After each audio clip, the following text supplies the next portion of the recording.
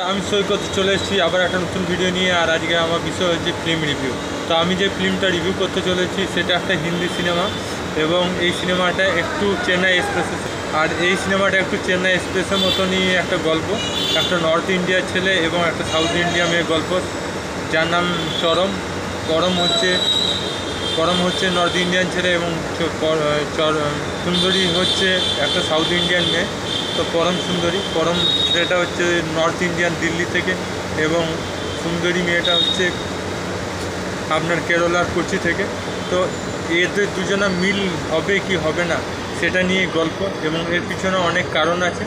সেটা নিয়ে জানতে গেলে আপনাকে 2 ঘন্টা 10 মিনিট এই সিনেমাটা আপনাকে নিকটবর্তী সিনেমা হলে সিনেমাটা দেখতে হবে। আমার কী কী জিনিস প্লাস পয়েন্ট লেগেছে ছেলেটা আসার পর থেকে, যে তাদের কালচার অনুভব করার জন্য কী কী পদক্ষেপ নেয়, সে তাড়াতাড়ি তাদের কালচারের সাথে মিশে যাওয়া, এটাই একটা বড় কথা। কারণ এটা সবাই করতে পারে না এবং করা কঠিন। যদি কেউ কোনো জায়গায় অন্য ভাষার রাজ্যে বা অন্য কালচার জায়গায় যায়, সেখানে তাকে যত তাড়াতাড়ি সে সেখানে নিজেকে মিশিয়ে নিতে পারবে, এটাই হচ্ছে বড় কথা। এটা আমার কিন্তু ভালো লেগেছে। সিনেমাটার দিক দেখিয়েছে, সে কুস্তি লড়াই হোক বা তরোয়ালির লড়াই হোক বা নৌকো প্রতিযোগিতা হোক, হ্যাঁ, তো নৌকো দৌড়ানো প্রতিযোগিতা হোক, এগুলো আমার খুব ভালো লেগেছে।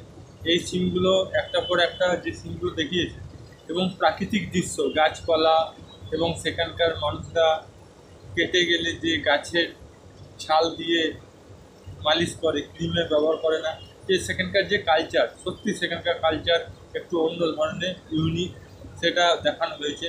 এবং সেখানকার প্রাকৃতিক সৌন্দর্য, পাহাড়, ঝর্ণা, জল, এগুলো আমার খুব ভালো লেগেছে। তাছাড়া এখানে কিছুক্ষণের জন্য অভিষেক বন্দ্যোপাধ্যায়কে কিছুক্ষণের জন্য অতিথি শিল্পী হিসাবে ব্যবহার করা হয়েছে। তো আমি ভেবেছিলাম অভিষেক ব্যানার্জি হয়তো পুরো রোলে থাকবে, কিন্তু না, অতিথি হিসাবে এখানে অভিনয় করেছে।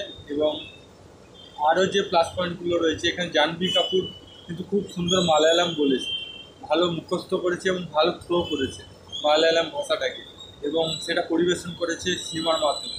তো হিন্দি মালায়ালাম দুটো ভাষায় কথা বলেছে। কিন্তু আমার দুঃখের বিষয় যে সিদ্ধান্ত মালহোত্রাকে আমি একবারও মালায়ালাম ভাষা বলতে দেখলাম। পাঞ্জাবি যে ছেলেটা ছিল সেও পর্যন্ত মালায়ালাম ভাষা বলেছে। আর একটা ছোট অতিথি শিশু শিল্পী ছিল, মেয়ে, ছোট্ট একটা বাচ্চা মেয়ে শিল্পী ছিল, তার অভিনয় আমার ভালো লেগেছে। যদিও আমি তার নাম জানি না, কিন্তু সে কিন্তু প্রথম থেকে শেষ পর্যন্ত মিষ্টি অভিনয় করেছে এবং সিনেমাটাকে আরও ইন্টারেস্টিং করেছে।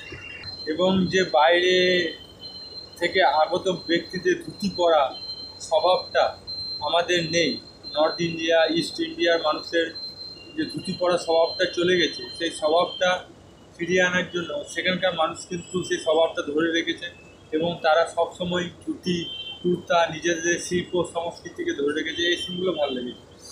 এবার আমার খারাপ কী লেগেছে, খারাপ এটা লেগেছে যে সিনেমাতে দেখানো হয়েছে যে এদের সাথে মেশা খুব সহজ, এরা খুব তাড়াতাড়ি মানুষের সাথে মিশে যায়।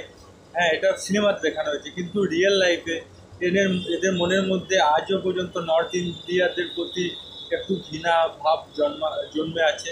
সেটা মেটাতে হবে। সেই সিনেমার মাধ্যমে কিন্তু একদিন ভালো দেখিয়েছে একতা। হ্যাঁ, নর্থ ইন্ডিয়া সাউথ ইন্ডিয়া একতাটা দেখিয়েছে, মানে মিলেমিশে থাকলে থাকা যায়, এটা খুব ভালো লেগেছে। কিন্তু রিয়েল লাইফে আমরা দেখছি নর্থ ইন্ডিয়া সাউথ ইন্ডিয়ার মধ্যে অনেক বিভেদ সৃষ্টি হচ্ছে, অনেক ভুল ধারণা সৃষ্টি হচ্ছে, ভুল বোঝাবুঝি সৃষ্টি হচ্ছে। তো আমি চাই যে সিনেমাতে যেমন দেখায় যে ভালো সম্পর্ক হচ্ছে, সেরকম ভালো সম্পর্ক হওয়া উচিত, এমন বাধা না হওয়া উচিত, এবং সেখানকার মানুষ মিলেমিশে থাকে। কারণ আমরা সবাই ভারতীয়, সে নর্থ ইন্ডিয়া হোক, সাউথ হোক, ইস্ট হোক, ওয়েস্ট হোক, সবাই ভারতীয়।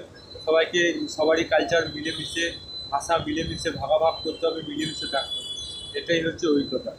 তো আমার ভিডিওটা খুব মোটামুটি ভালোই লেগেছে, খুব খারাপও লাগেনি। আপনাদের মতামত কি সেটা কমেন্ট বক্সে লিখে জানান। ভালো লাগে লাইক করুন, চ্যানেল তাহলে সাবস্ক্রাইব করুন, ফেসবুক থাকলে পেজটা ফলো করুন।